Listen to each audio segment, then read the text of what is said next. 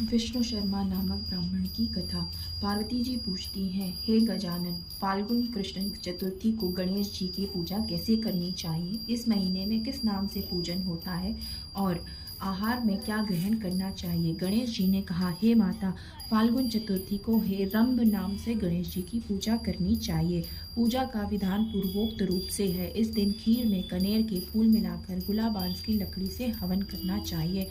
विद्वानों का मत है कि आहार में घी और चीनी लें। इससे संबंधित एक पूर्वकालिक का इतिहास सुनाता हूँ। युधिष्ठिर के प्रश्न के उत्तर में जैसा श्री कृष्ण जी ने कहा था, मैं उसे सुनाता हूँ। श्री कृष्ण जी ने कहा, प्राचीन काल में युवनाश्व नामक एक राजा हुए थे। वे धर्मात्मा, उदार दाता, देवताओं एवं ब्राह्मणों के पूजक थे।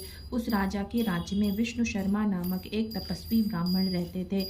वे वेद वेत्ता एवं धर्मशास्त्रज्ञ थे। उनके 7 पुत्र हुए, जो सभी धन धान्य से समृद्ध थे, परंतु पारस्परिक कलह के कारण सब अलग होकर रहने लगे। विष्णु शर्मा प्रत्येक पुत्र के घर में क्रमशः एक एक दिन भोजन करते थे। बहुत दिन बीतने के बाद वे बूढ़े होकर कमजोर हो गए। वृद्धता के कारण उनकी सभी बहुएं अनादर करने लगी। वे तिरस्कृत होकर रोते रहते थे। एक समय की बात है कि विष्णु शर्मा गणेश चतुर्थी व्रत रहकर अपनी बड़ी पुत्रवधू के घर गए। उस ब्राह्मण ने कहा, हे बहुरानी, आज गणेश जी का व्रत है, तुम पूजन की सामग्री जुटा दो।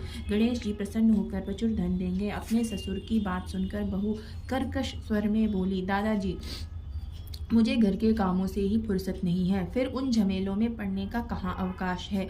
ससुर जी, आप हमेशा ही कोई ना कोई नाटक रचते हैं। आज गणेश जी का बहाना लेकर आप पहुँचे। मैं गणेश व्रत नहीं जानती हूँ और ना गणेश जी को ही। आप यहाँ से खिसकिए। इस प्रकार बहू की झिड़की सुनकर वह 6 बहुओं के घर बारी बारी से गए, परंतु सभी ने वैसी ही बात कही। सभी जगहों से अपमानित होकर वह कृशकाय ब्राह्मण बहुत ही दुखी हुआ। इसके बाद वह छोटी बहू के घर जाकर बैठ गया। छोटी बहू बहुत ही धनहीन थी। वह संकोच में पड़कर कहने लगा, अरे बहू रानी, अब मैं कहाँ जाऊँ? 6 बहुओं ने फटकार दिया, तुम्हारे यहाँ तो व्रत सामग्री एकत्रित करने का कोई साधन नहीं दिख रहा है।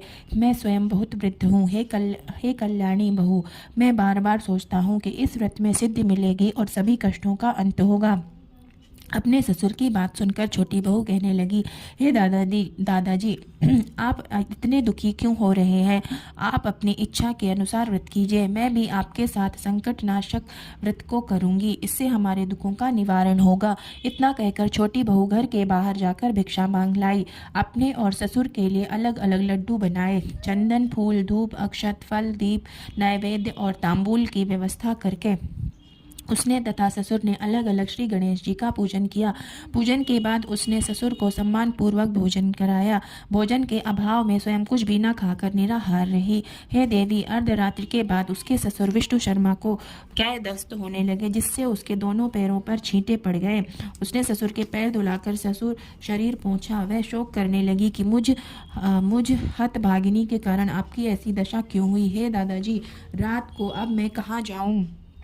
मुझे आप ही कोई उपाय बतलाइए।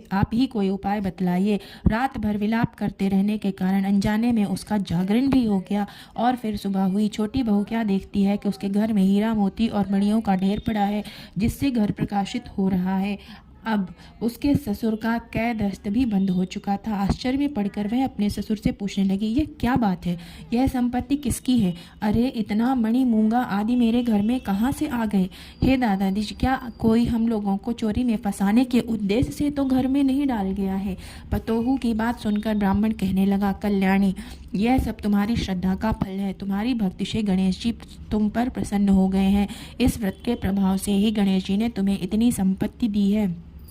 बहू कहने लगी, हे दादाजी, आप धन्य हैं। आपकी कृपा से ही गणेश जी प्रसन्न हुए हैं। मेरी दरिद्रता दूर हुई, घर में अतुल संपत्ति आई और आपकी कृपा से मैं भी धन्य हुई।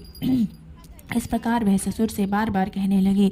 अब छोटी बहू के घर में अपार संपत्ति देखकर अन्य सभी बहुओं के क्रोध की सीमा न रही। उन्होंने कहा कि बूढ़े ने उसे अपने संपूर्ण संचित धन को दे डाला है। बंधुओं के पारस्परिक कलह को देखकर विष्णु शर्मा डरकर कहने लगे कि इसमें मेरा कोई दोष नहीं है। केवल इस व्रत के प्रभाव से गणेश जी ने प्रसन्न होकर छोटी बहू को कुबेर जैसी संपत्ति प्रदान की है। हे बहुओं, मैंने पहले तुम्हारे घर जाकर व्रतानुष्ठान का अनुरोध किया था, परंतु तुम लोगों ने मुझे दुत्कार दिया।